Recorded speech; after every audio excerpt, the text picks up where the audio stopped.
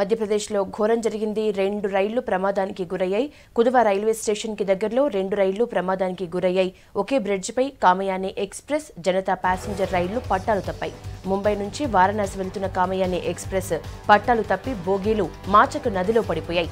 ఈ ప్రమాదంలో మృతుల సంఖ్య భారీగా ఉండే అవకాశం ఉందని చెబుతున్నారు అధికారులు. ఇప్పటివరకు 300 మంది ప్రయాణికులను స్థానికులు కాపాడారు. రాత్రి 11 గంటల 45 నిమిషాలకు ఈ ప్రమాదం జరిగినట్టు తెలుస్తోంది.